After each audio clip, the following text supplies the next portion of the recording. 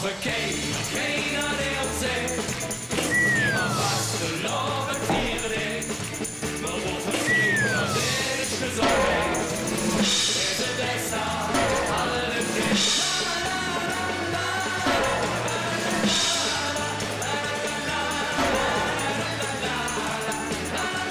Una canzone italiano per Benedetto. Singen wir auf Kölsch, da heißt das Ritsch, Ratsch, der Botz kaputt. Alles klar, 2, 12. Ratsch, der Botz kaputt. Herrlich, so ist er. Der Rheinländer. Der Botz kaputt, der Botz kaputt. Da kannst du mich fortschmissen. Herrlich. Herr Kardinal, schreiten Sie ein. Das hier hört sich nicht ein Diakon in der Bütt. Kirche und Karneval muss man auseinanderhalten. Die Kirche muss öffentliche Inszenierungen meiden. Deshalb habt ihr sie noch ganz all. Ja? Was war denn bei der letzten Papstwahl? Das war doch eine Weltinszenierung. Ja? Ich sag, dann nennen wir doch mal eine Organisation, die es fertig bringt, dass man eine Woche lang im Fernsehen nur einen Schornstein sieht. Ja? Du konntest nach Hause kommen, wann du wolltest, mach jetzt die Fernsehkiste an. Schornstein. Ach nee, du nicht so RTL. Schornstein. Egal, wo du hinzapptest, Schornstein. Ein Phänomen. In der oberen Hälfte wurde sich am Räkeln und unten lief immer so ein Schriftband durch. Heute nichts Neues auf dem Petersplatz. Wieder nur schwarzer Rauch auf dem Petersplatz. Die einzigen auf dem Petersplatz, die mit dem schwarzen Qualm umgehen konnten, waren wieder die Rheinländer. Ja, sicher. Schwarzer Qualm haben die sich ingehakt, haben die gesungen. Kuderup, Kuderup, Kuderup, bei Palms, da ist der Beat. Der ganze Stoff voll Qualm. So geht man damit um, ne? Diese Leichtigkeit, Unverkrampftheit, ne? Deshalb wusste ich auch, dass das so leicht und schön weiter über die Bühne geht, ja? Das ist reinig, die Gegensätze zu verbinden. Sowohl als auch. Uralter Kölner Witz. Der hat das schon bestätigt, dass der Rheinländer das Heilige mit dem Unheiligen vermischen kann, ohne dass das anzüglich ist. Ja? Tünnes geht durch Köln, hat ein Gebetsbuch unterm Arm, Güterschädel und sagt, Tünn, wo gehst du hin? Sagt ich schon in der Puff. Mit dem Gebetsbuch unterm Arm. Ja, sagt er, wer weiß, vielleicht bleibe ich über Sonntag. Ne? Das trifft es. Ja, und das ist auch ja nicht anzüglich gemeint, das ist herrlich, ne? Ich meine, oder der Klassiker, ne? Die heilige Beichte, da gibt es so schöne Witze drüber, ohne dass das anzüglich ist. Klassiker. Kölscher Pastor, schwer erkältet, geht aber trotzdem in den Beichtstuhl, wie es sich gehört. Der Dienst ist Dienst, ja? Mit seiner schweren Erkältung sitzt er also im Beichtstuhl, ne? Da könnte er Kölsch und will beichten, ne? In dem Moment hört er, wie der Pastor von innen folgendes Geräusch macht. Da sagt der Kölsche, jo, da mach mir auch eine Büchse Bier ob, da läuft das Beste, ja, ne?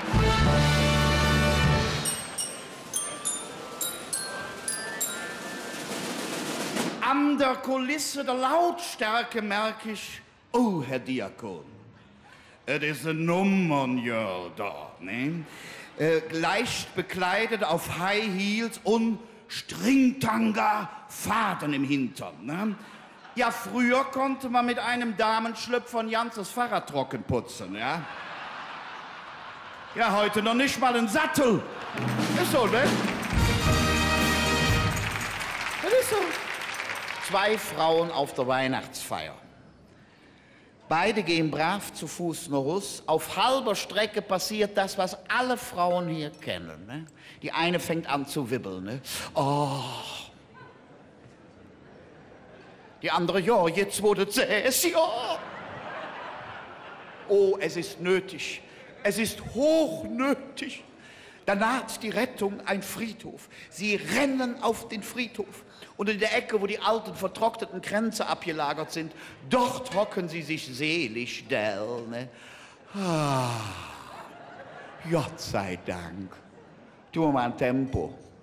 Hast du nicht? Kein Papier? Nee, das ist auch nicht. Ach, sagt die eine, weißt du, war schon so ein Aalenschlüpfer an. Ich nehm den. Ausgetrocken, abgeputzt, fort mit den Dingen. Ne? Sagt die andere, kann ich nicht machen. Meiner ist aus reinster Seide. Evaluieren Sie die ahlen Kränze. Ich nehme einfach eine Kranzschleife. Zack, die Kranzschleife abgerissen. Hygiene. Gut, am nächsten Morgen treffen sich die zwei Ehemänner. Seht ihr, eine hören Sie, unsere Frauen hatten aber eine tolle Weihnachtsfeier, wa? Meine kam im Blecken hinter nach Hause. Seht der andere, was soll ich denn sagen? Meine hatte eine Schleife in der Unterhose. Da stand drauf, vielen Dank, der Männerchor.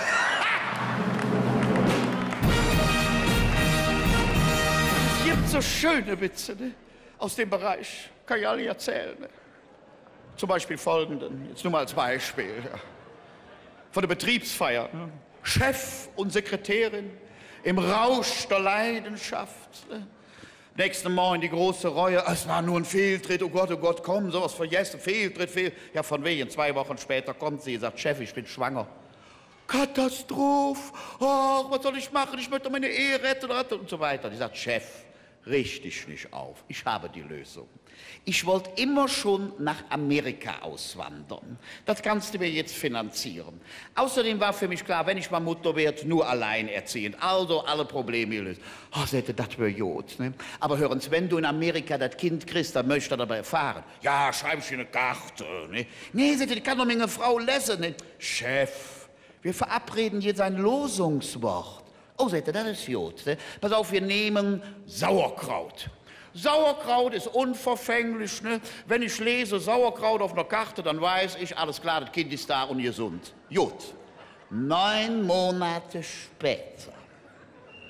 Kütt die Ehefrau und sagt, hören Sie, Liebchen, du hast eine Karte aus Amerika kriegen. Ja, was steht dann drauf? Er sagt, so eine bescheuerte Karte hast du nie gelesen. Da steht drauf, 3 Portionen Sauerkraut, 2-mal mit Würstchen, 1-mal ohne.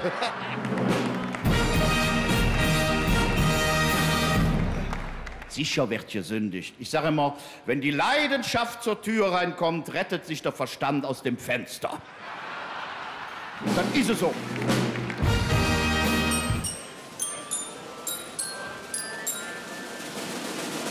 In Köln hat es so ja ein Kulturschaffender erreicht, aus 12.130 bunten Kamelleblättchen ein Fenster zu machen. Übrigens, ich muss erzählen, ich habe den Kardinal getroffen bei einer Karnevalsveranstaltung, ne, in den Sarotti-Sälen. Und stung ich da an der Theke, hatte jeder was ein Lümpchen an, ne?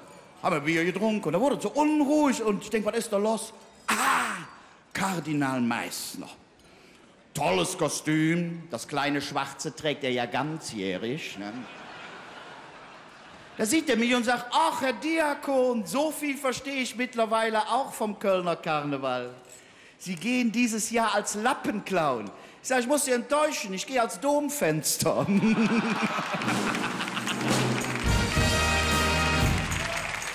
Ach, ne? Er sagte, hören Sie bloß auf, machen Sie bloß keine Witze über Fenster, ja? Ach, ich kann das Wort nicht mehr hören. Ich sage, Herr Kardinal, gibt überhaupt keine Witze über Fenster. Gut, es gibt einen Kölschen. Der ist so schön drüschtrocken, ja? Da kommt das Wort Fenster bzw. Finster drin vor, ja? Treffen sich 2 kölsche Putzfrauen. Sagt die eine, ich mach Diät. Sagt die andere, jo, dann mache ich die Finster. Aber schön, ja. So. Im Süddeutschen gibt es ja das Verb Fensterln, ja?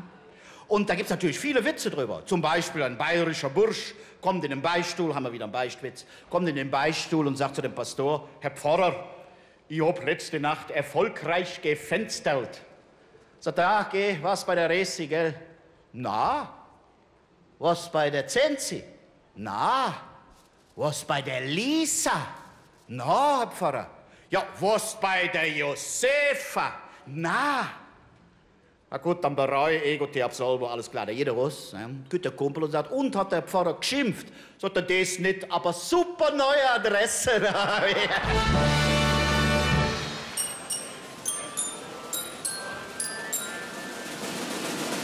Und dann kommt die Frage oft, ja, hören Sie mal, wie sind Sie denn dann, wenn Sie doch immer Diakon und Theologe werden wollten, wie sind Sie denn dann zum Karneval gekommen?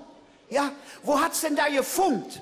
Das war In meiner Kindheit in den 60er Jahren. Die Älteren erinnern sich, 60er Jahre gab es noch nicht so viele Fernseher, ne? Da traf man sich aus der Nachbarschaft und Sie erinnern sich, ne? Da wurden so komische Speisen gereicht. Das war damals zum Beispiel auf einer Platte, ne? So hart gekochte Eier, Tomate, halb durchgeschnitten, obendrauf mit Mayonnaise.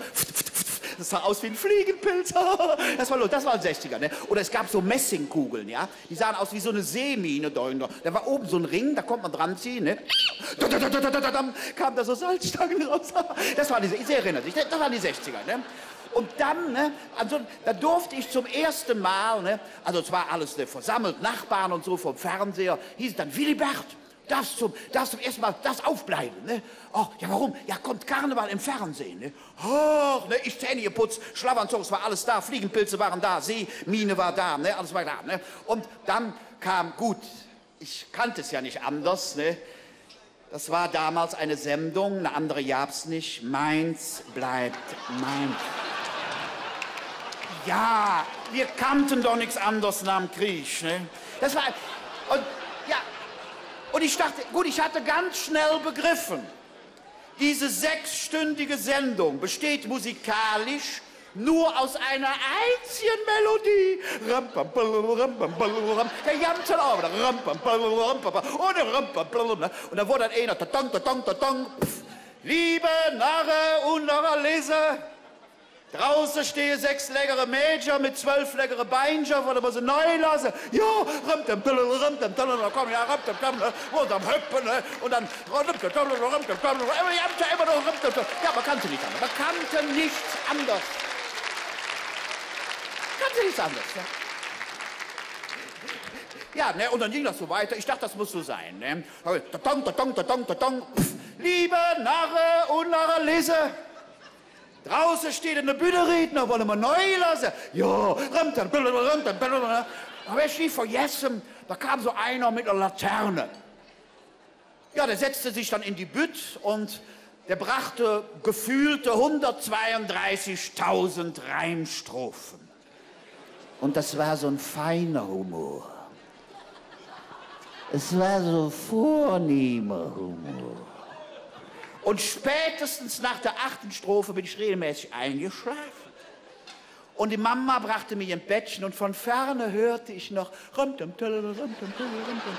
war das, ja. Und gut.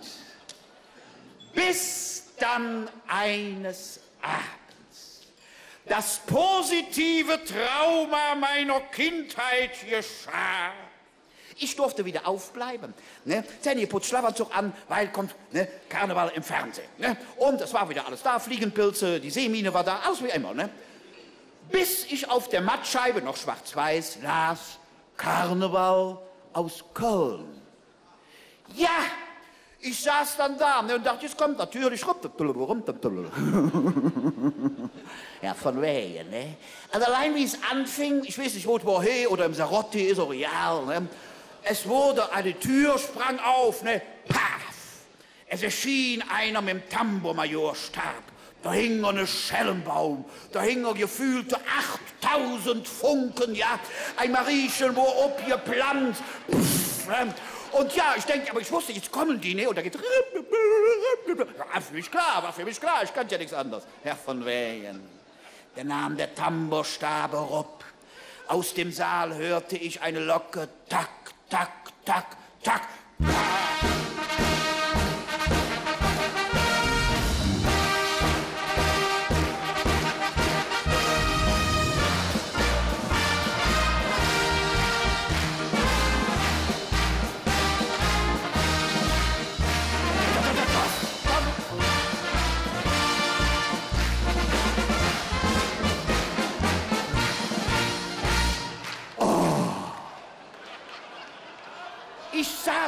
Ich saß so vor. Was war das? Es war irgendwie anders. Und das ging den ganzen Abend weiter. Ich kannte nur, lieber Narre, ne? Der Präsident, so eine richtige Krat, ich weiß nicht, wer es war.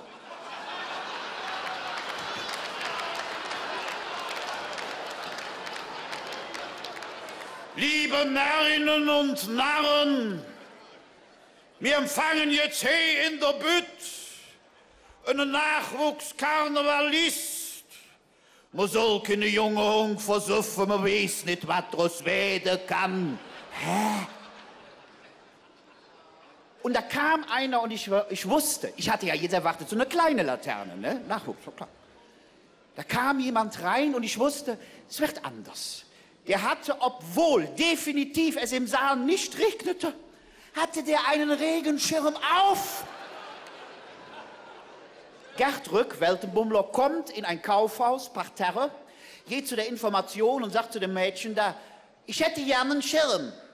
Sagt die ersten Stock, nee, seid der ersten Schirm. Ich war wie gebannt, wie geht es weiter? Dann wurde ein Solomusiker angekündigt. Ich denke, jetzt kommt Hochkultur, jetzt wird es wie in Mainz, ein Solomusiker. Gut, es hätte mich stutzig machen müssen, dass der Musiker, der auf die Bühne kam, in sein Instrument, eine Tröte, eingewickelt war und auf eine sehr zurückhaltende, ja fast möchte ich sagen, eine benediktinische Schüchternheit sich selber ankündigte. Ich dei euch jetzt eine Klassiker in der Saal.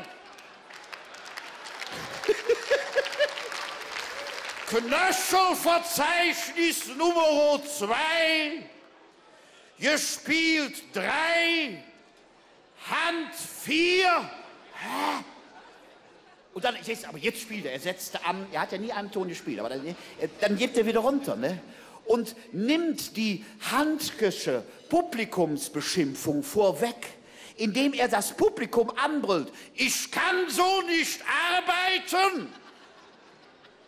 Es ist mir genug, die ersten 10 Reihen raus. Es war ein positiver Schock für mich. Was ist das nach all den Tills und so weiter? Und ich denke, wie mag es weitergehen? Ich wurde schon ein bisschen nervös, ich musste auf Klo, aber ich konnte nicht von dem Apparat fort, ja. Und dann es ging weiter, es kam einer auf der Bühne. Der war so drüsch. Der war so langsam. Ich dachte, der wird wahrscheinlich in seinem Urlaub regelmäßig von einer Wanderdüne überholt. Der sah aus wie ein verrämter Drieshofen, sagte solche Sätze wie Taram, tam, tam, Taram, tam, tam. Jetzt kommen die weißen Höhen dran. Ich werde nie vergessen den ersten Witz vom Hans Sachenberg, den ich als Kind gehört hatte. Da sagt er, in der Schule hätte Lieren Experiment gemacht. Ein Glas mit Wasser und ein Glas mit Schabau. Im Wasser ein Wurm, im Schabau auch ein Wurm. Der Wurm in dem Wasser war quicklebendig. Der Wurm in dem Schabau war direkt kaputt. Hätte Lehrer uns gefragt, was lernen wir da draus? Han ich mich gemeldet. Han ich gesagt, Herr Lehrer, das ist doch klar. Wer süfft, kriegt kein Wurm.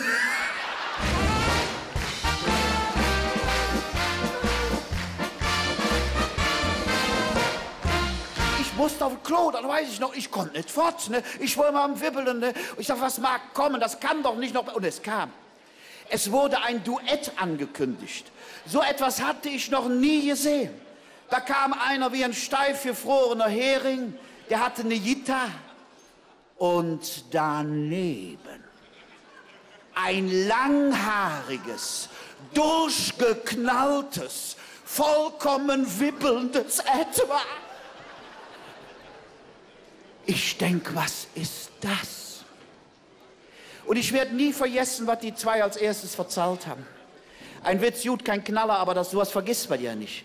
Da sagt der stiefgefrorene Hering, hören Sie, ich muss dir ins Jet verzählen.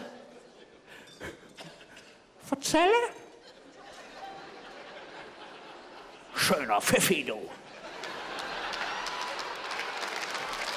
Ich sage dir jetzt, schöner Pfiffi, du, pass auf.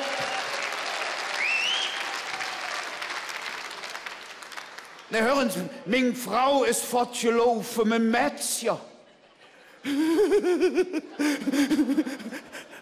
Fortgelaufen.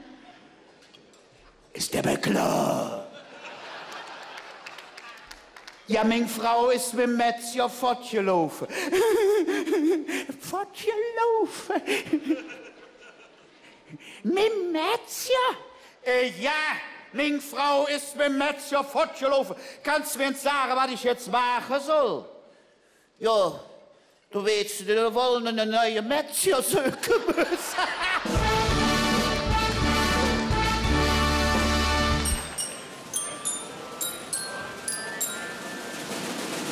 Der Kardinal Meissner ist ja mal zu einem Kölner Friseur gekommen, ne? Volksverbunden, ne? Zu der Kölsche Friseur, ne? Der Süd, der Kardinal. Da sagt der Friseur, ach, das ist aber schön, dass Sie auch mal zu mir kommen, Herr Drewermann. Der Kardinal, hast dich verhört, ne? Der Kardinal setzt sich in den Stuhl, ne? Und fängt er an zu schnicken. Und, Herr Drewermann? Zu Hause alles in Ordnung, Herr Drewermann? Was machen die selbstgestrickten Pullover, Herr Drewermann? Der Kardinal immer. Der Friseur ist fertig, springt der Kardinal auf, brüllt den Friseur an. Ich heiße nicht Drewermann. Seht ihr, das weiß ich doch, Herr Kardinal. Aber dann stehen immer so schön die Haare zu Berge. Kann ich mir so Der Papst, der war ja schon mal in Köln, ja, ist schon lange her, ne? Und da hat der Papst sich damals getraut, zum ersten Mal seinen sehnlichsten Wunsch, ne? Dem Kölner Chauffeur zu offenbaren. Ne? Da hat er gesagt, mein Sohn, es ist mein größter Wunsch, einmal selber am Steuer eines Mercedes zu sitzen. Da sagt der Ihr Vater, das ist doch ja kein Problem. Ich fahre Sie morgen früh um 5 Uhr raus, dann tun wir 2 tauschen. Ne? Ich komme auf der Rückbank und Sie kommen an Steuer. Ihr sagt, ja da, ne? Die 2 getauscht, ne? Der Papst am Steuer, Herr Jiff, jas. Er drückt auf der Pin, auf der inneren Kanalstraße hat er 140 drauf. Ne? Wie es kommen muss, Polizei. Ne? Das arme Polizistlein lurt in der Ware, ne? Sagt, Moment, da muss ich erst mal telefonieren. Ruft an, ne? Ich habe ein Auto eingehalten, 140 km. Sagt, warum rufen Sie mich da an? Die Sache ist, nein, sagt, das muss ein ganz hohes Tier sein. Sagt, Sie wissen, es werden keine unter. Nein, sagt er, es muss ein ganz hohes Tier sein. Ja, wer ist es denn? Sagt, ich weiß es nicht, aber sein Chauffeur ist der Papst.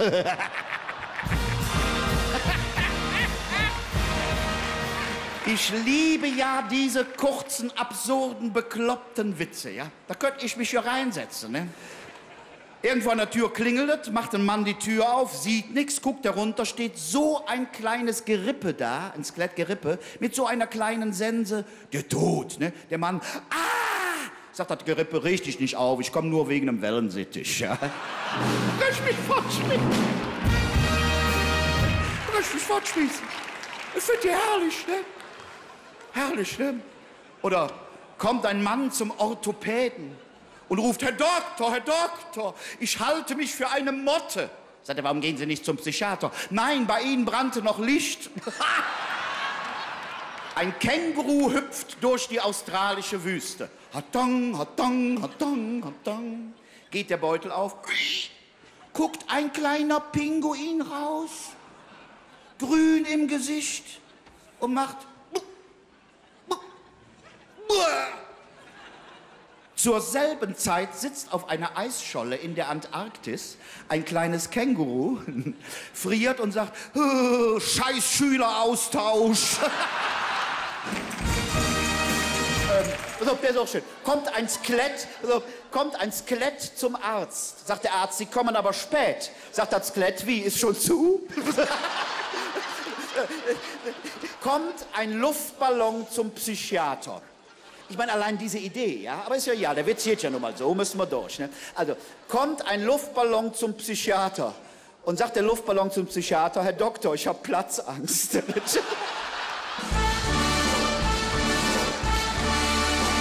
Was ist der Unterschied zwischen mutig, übermütig und dreist? Mutig ist, wenn ein Mann nur mit der Badebutz bekleidet in die Oper geht. Übermütig ist, wenn er die Butz an der Garderobe abhebt. Und dreist ist, wenn die Garderobenfrau sagt, wollen Sie den Knirps nicht auch hier lassen?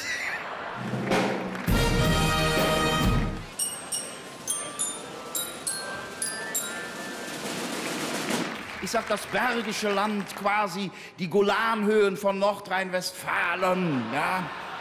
Dieser rheinische Gazastreifen, diese Mischung aus dem Sauerländer, ja, und dem Rheinländer, das ist ein herrliches Mischvolk, ja? Der Knecht Heinrich ist zum ersten Mal in seinem Leben auf große Tour mit dem Bus nach Paderborn. Und jetzt kommt er ausgerechnet in dem Bus neben eine schöne junge Frau zu sitzen. Denkt er, das könnte was werden. Dafür muss er sie aber ansprechen. Das ist das Problem. Und er kämpft und kämpft und kämpft und der Bus fährt und fährt und fährt. Nach 2 Stunden stummer Busfahrt hat er sich endlich durchgerungen und spricht sie an. Pass auf. Na, Fräulein, fahren Sie auch mit diesem Bus? Sagen wir mal, der Rheinländer hätte die schon angesprochen, da war die noch ja nicht da. Ne? Das ist die rheinische Mentalität. Der Rheinländer ist ein Meister darin, nicht das Entweder-Oder zu fördern, sondern das sowohl als auch. Genau, das ist typisch rheinisch, ja?